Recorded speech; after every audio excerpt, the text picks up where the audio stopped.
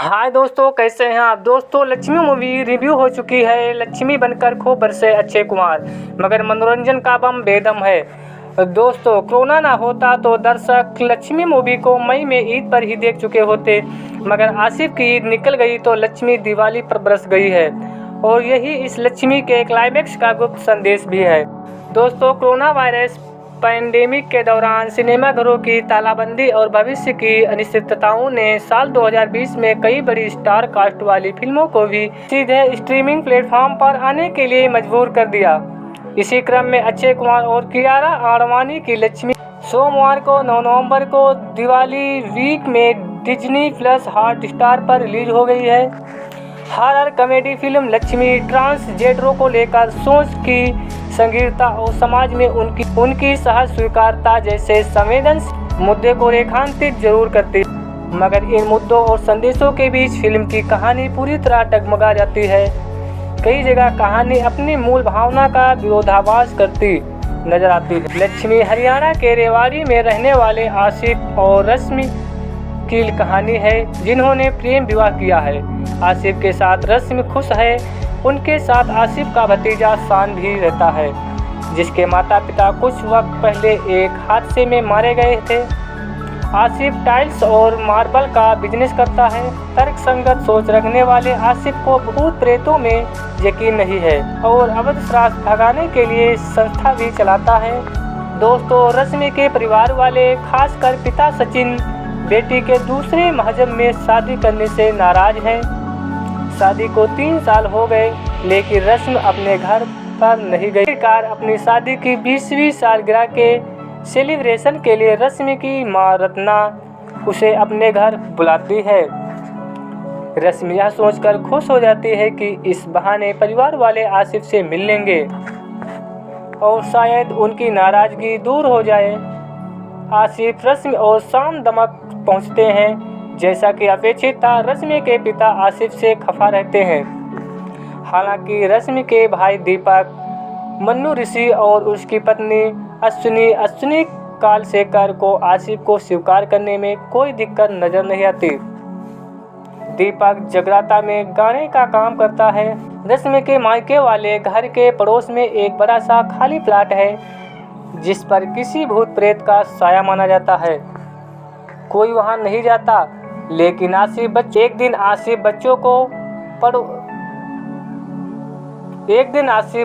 पड़ोस के बच्चों को यह कहकर कि भूत प्रेत कुछ नहीं होता है, प्लाट में खेलने के लिए ले जाता है। स्टंप जमीन में गाड़ते समय कुछ परलौकिक शक्ति का एहसास होता है और अचानक मौसम बिगड़ जाता है।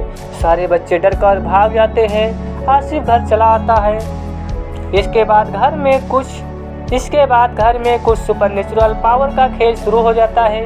रश्मि की मां घर में पूजा करवाती है, जो एक आत्मा के होने की पुष्टि होती है। इधर आसिफ की हरकतें बदलने लगती हैं। जब वो रूह के प्रभाव में होता है तो उसे लाल चूड़ियाँ पहनना अच्छा लगने लगता है। साड़ियों की दुकान में वो लाल साड़ी पर मोहित हो जाता है। नहाते वक्त हल्दी का लेप लगाता है। हालांकि होश में आने पर कुछ याद न होने का स्वांग करता। कुछ घटनाक्रम के बाद आसिफ के अंदर प्रवेश कर गई रूह बताती है कि वो लक्ष्मी किन्नर है और अपना बदला लिए बिना वापस नहीं जाएगी। आसिफ से भूत प्रेत का साया हटवाने के लिए पीर बाबा की मदद की जाती है। तो लक्ष्मी की बैक स्टोरी पता चलती है कि एक भूमाफिया ने लक्ष्मी की जमीन पर अवैध कब्जा करने के बाद अपने परिवार के साथ मिलकर लक्ष्मी और उसे बचपन में शरण देने वाले अब्दुल चाचा और उनके मंदबुद्धि बेटे का कत्ल कर दिया गया था। इनसे बदला लेने के लिए लक्ष्मी आसिफ के शरीर पर कब्जा करती है। इसके साथ फिल्म की कहानी लक्ष्मी के बदले पर फोकस हो जाती है।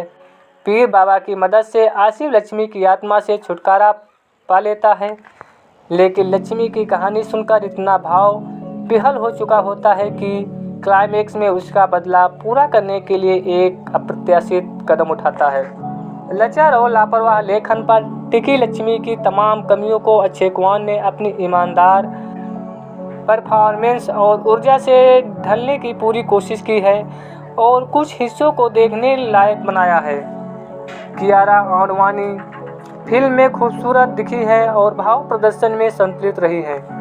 फिल्म के सहयोगी कलाकारों में राजेश शर्मा और मनु ऋषि जैसे दमदार एक्टर्स हैं, जिनकी क्षमता का भरपूर इस्तेमाल नहीं किया जा सकता। हालांकि इन कलाकारों ने स्टोरी और स्क्रीन प्ले की सीमाओं में अपनी अपनी जिम्मेदारी निभाई है। भूमाफिया वाले ट्रैक को कामचलारू अंदाज में भी इस्तेमाल किया गया है, उस पर लेखकों ने भी ज़्यादा तवज्जो नहीं दी। असली लक्ष्मी के किरदार में शरद केलकर ने ठीक ठाक काम किया है, उसका रोल छोटा मगर अहम है। लक्ष्मी की कहानी का सबसे बड़ा विरोधाभास तो यही है कि अंधविश्वास से लड़ने के लिए वैज्ञानिक सोच को बढ़ावा देने के संदेश से शुरू हुई फिल्म अंततः भूत प्रेतों में यकीन के दकियानूसी विचार पर आकर खत्म होती है। बेटी के दूसरे मजहब में शादी करने से 3 साल तक नाराज रहेंगे पिता अचानक आशिक के सिर्फ एक संवाद से पिघल जाते हैं और दामाद उन्हें पसंद आने लगता है। घर में आत्मा की तलाश के लिए पूजा करवाने के हास्यों में सास रत्ना और बहू अश्विनी के बीच संवाद पोछे और हाव भाव ओवर लगते हैं। आमतौर पर दिखाया जाता है कि जब किसी किरदार में भूत प्रवेश करता है तो उसके हाव भाव और आवाज़ बदलती है, मगर यहाँ तो आशिक की आवाज़ और हाव भाव के साथ पूरा गेटअप ही बदल जाता है।